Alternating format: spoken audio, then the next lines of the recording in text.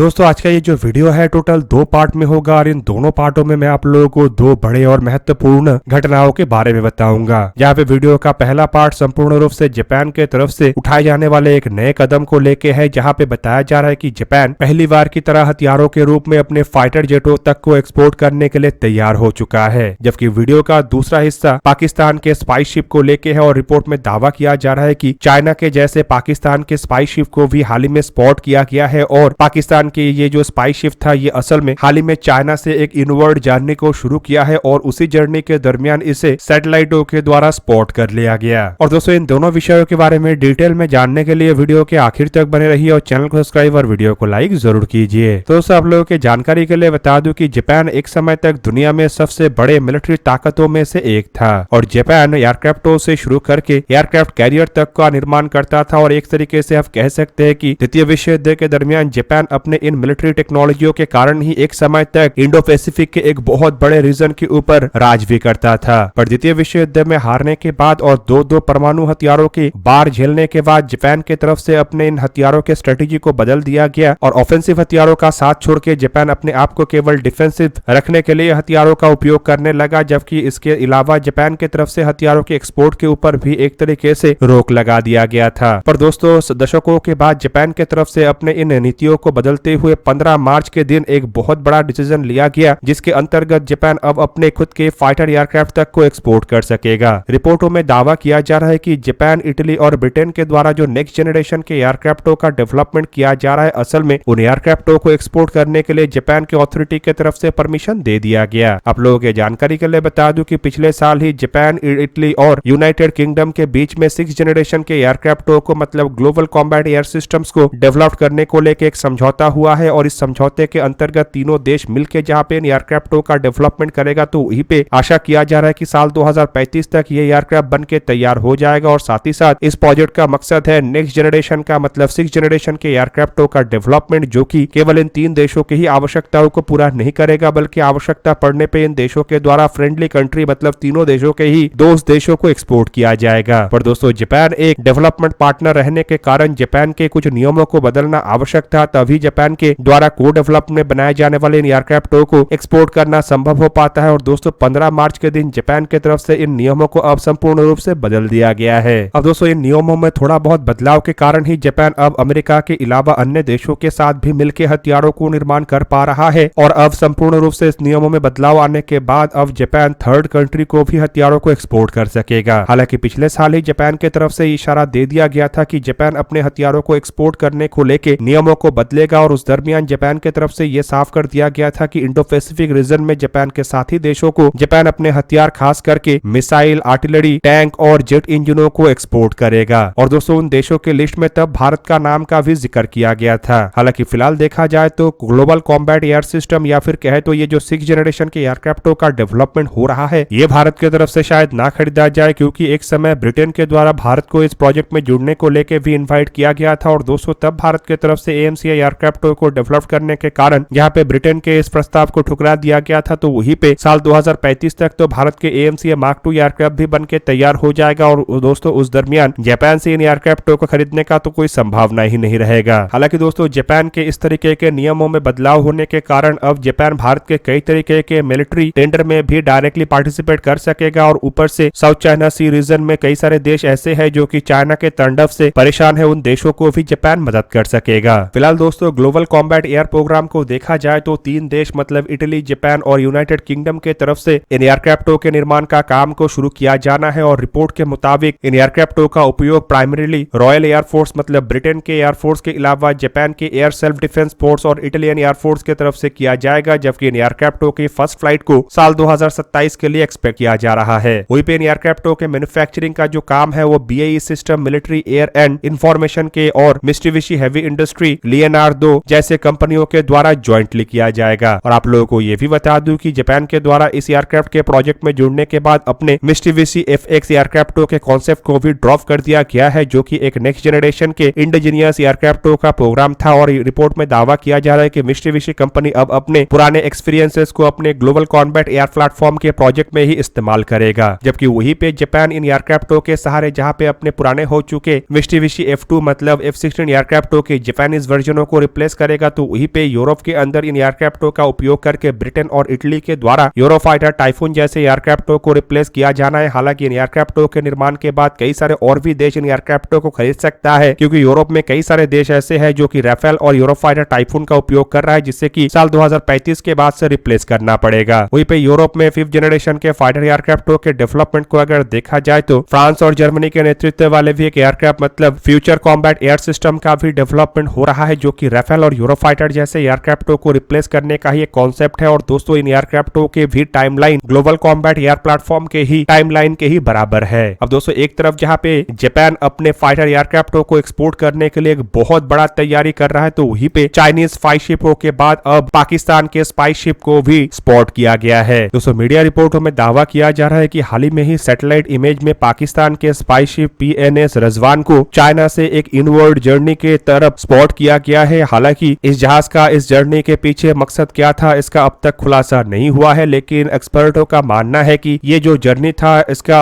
असल मकसद अरेबियन सी में गैदर किया हुआ इंटेलिजेंस का शेयरिंग ही है। फिलहाल दोस्तों चाइना के स्पाई शिपों को भी काफी हद तक इंडियन ओशन के अंदर देखा जा रहा है, जिसके पीछे चाइना का मकसद है इंडियन ओशन के मैपिंग और अंडर वाटर सर्वेलेंस के साथ साथ इंडिया के ऊपर निगरानी रखना। जबकि रिपोर्टों के मुताबिक अब पाकिस्तान भी चाइना के इन हरकतों में मदद करने के लिए अपने खुद के स्पाई शिप को भी डिप्लॉय कर दिया है, और इन जहाजों का उपयोग पाकिस्तान के और चाइना के द्वारा अरेबियन सी के अंदर इंफॉर्मेशन गैदर करने के लिए किया जा रहा है। अब दोस्तों कुछ ओपन सोर्स इंटेलिजेंस के तरफ से इन जहाजों के ऊपर नजर रखते हुए इन जहाजों में इस्तेमाल होने वाले रडार और कई तरीके के अन्य इक्विपमेंटों का भी जानकारी हासिल किया गया है, और रिपोर्टों में दावा किया जा रहा है कि इसमें कुछ ऐसे रडार का भी उपयोग किया गया है जो कि लंबे दूरी के सर्विलेंस और कई तरीके के खुफिया जानकारी तक को हासिल करने में सक्षम है। जबकि दोस्तों आपको जान के ये भी हैरानी होगा कि पाकिस्तान के ये जो PNS रिजवान स्पाई शिप है, इससे भी असल में चाइना के तरफ से मतलब चाइनीज कंपनी के तरफ से ही बनाया गया है, और चाइना ही इस जहाज को बना के पाकिस्तान को सौंपा था। इवन रिपोर्टों में यह भी दावा किया जा रहा है कि इन जहाजों के कंस्ट्रक्शन के पीछे जो फंडिंग है वो भी चाइना के तरफ से किया गया है, और इन जहाजों का उपयोग चाइना ही भारत के खिलाफ इंटेलिजेंस गैदरिंग के लिए कर रहा है। अब दोस्तों इंफॉर्मेशन गैदरिंग और इंटेलिजेंस गैदरिंग के लिए चाइना के द्वारा पाकिस्तान के साथ इस तरीके से काम किया जाएगा, शायद ये कोई नहीं सोचा था। लेकिन अब पाकिस्तान के स्पाई शिप स्पॉट होने के बाद एक तरीके से भारत के जो खुफिया एजेंसी है उनके अंदर हड़कंप मच चुका है, और दोस्तों अब भारत किस तरीके से पाकिस्तान और चाइना के इस तरीके के हरकतों को काउंटर करे उसे लेके भी तैयारी कर रहा है। अब दोस्तों जिस तरीके से इंडियन ओशन के अंदर लगातार ऐसे जासूसी जहाजों का हरकत बढ़ रहा है, उसे देखते हुए भारत को दो तरीके से इसे लेके जवाब देना पड़ेगा, जिनमें सबसे पहला जवाब तो स्पाई शिप के जवाब में स्पाई शिप ही है, और भारत को भी अब बड़े मात्रा में ऐसे जहाजों के कंस्ट्रक्शन के काम को अंजाम देना पड़ेगा, ताकि चाइना अगर एक जहाज को इंडियन ओशन के अंदर डिप्लॉय करके भारत का खुफिया जानकारी हासिल करने का प्रयास करता है, तो भारत कम से कम 2 जहाजों को साउथ चाइना सी और पैसिफिक ओशन में डिप्लॉय करके चाइना के ऊपर निगरानी रख सके। जबकि दूसरे उपाय के रूप में भारत को अपने सर्वेलेंस कैपेबिलिटी और खास करके सर्वेलेंस एयरक्राफ्टों की संख्या को बढ़ाना पड़ेगा, ताकि इंडियन ओशन और अरेबियन सी के अंदर कहीं पे भी अगर ऐसे किसी भी स्पाई शिप का कोई एक्टिविटी होता है तो 24 घंटे उस जहाज के ऊपर निगरानी रखा जा सके, ताकि वो जहाज कहां पे डॉक कर रहा है, कहां से मूव हो रहा है और कहां पे इंटेलिजेंस गैदरिंग करने का प्रयास कर रहा है, उसके ऊपर भारत का 24 घंटा निगरानी रह सके। हालांकि दोस्तों अब तक ये जानना संभव नहीं हो पाया है कि पाकिस्तान के तरफ से PNS रिजवान को ऑफिशियली डिप्लॉय करने के पीछे असल मकसद क्या था, लेकिन अधिकारियों के तरफ से कई तरीके का अंदाजा लगाया जा रहा है, जिनमें सबसे पहला तो अंदाजा है इंडियन नेवी के एक्टिविटी के ऊपर नजर रखना। एक्सपर्टों का मानना था कि पाकिस्तान के तरफ से ये जो चाइना के द्वारा सप्लाई किया हुआ जहाज है, इसे इंडिया के वेस्टर्न कोस्ट के साथ लगे हुए क्षेत्र मतलब अरेबियन सी के क्षेत्र में डिप्लॉय किया गया है, जो शायद अरेबियन सी के अंदर भारत के जो नौसेना की एक्टिविटी है और डिप्लॉयमेंट है उसके ऊपर निगरानी रख रहा था,